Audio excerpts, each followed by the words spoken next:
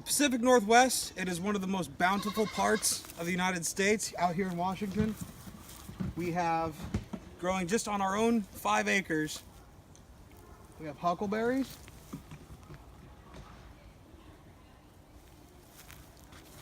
Huckleberries are the tiny red tart cousins of the blueberries, and they are delicious. Over here, we have Indian plums. They look like little tiny plums. They don't taste too much like plums. They're about as sweet, but a lot more tart. And have little tiny plum pits in them. This one's got 2.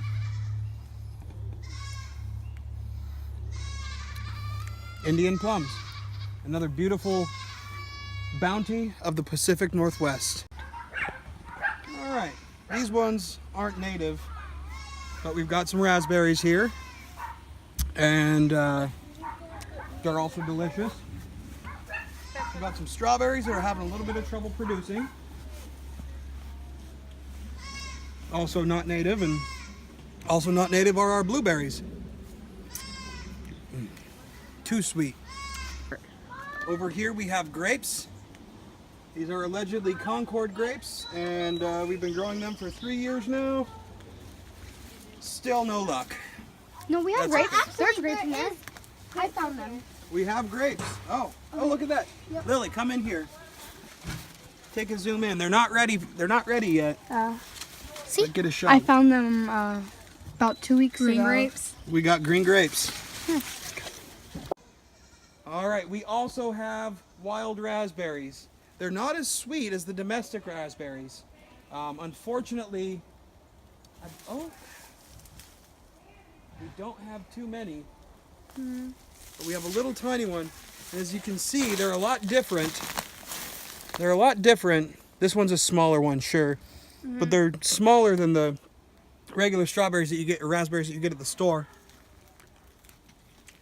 They're still sweet, just not as. But we've got wild raspberries all through here. Probably wondering why when I was talking about the strawberries, I was holding a shovel. That is because when I walked over here the first time, there's 2 some kind of garden snakes, black with blue stripes on them. We like them here on the farm. They take care of little bugs, they take care of small rodents. So as I'm walking, I will tap the ground to warn the snakes that I'm coming, so they have a chance to get away and we both can have a great time. All right, I know we showed you huckleberries before. We have a different bush in a different part of the yard,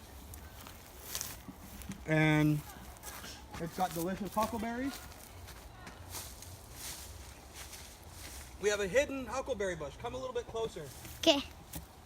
We have a hidden huckleberry bush that's completely surrounded by other plants.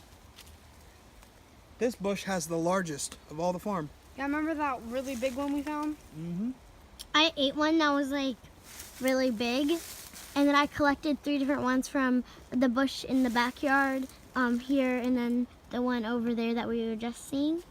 And they were all just like different sizes. Awesome. Now here are salmon berries. Salmon berries are bland. If you like the really strong, sweet raspberries, you're not gonna like the salmon berry. It's the raspberry's brother.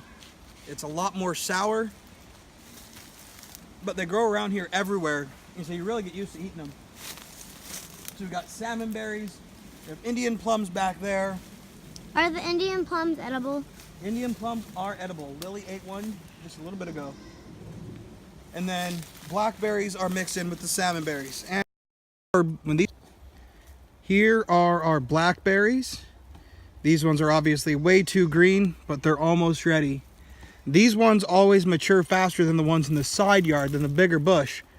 But while this is one small bundle, if you look over there, all through that area is just filled with blackberries.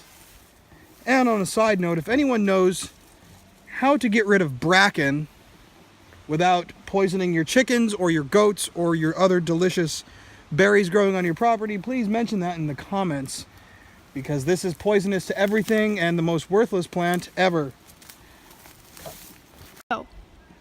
Blackberries. Everything behind me, this is Blackberry City. When the ones on the side of the house by the garage are ready to bloom or are ready to be picked, these ones are just a little bit behind. Huge bushes. And if you come in a little bit closer, you can see a busy bumblebee. I don't know if she wants to be filmed or not. That's okay. But the bees are still working this area, but all those little flowers indicate we're going to have a bunch of berries this year. And you can start to see some of the other berries coming in. So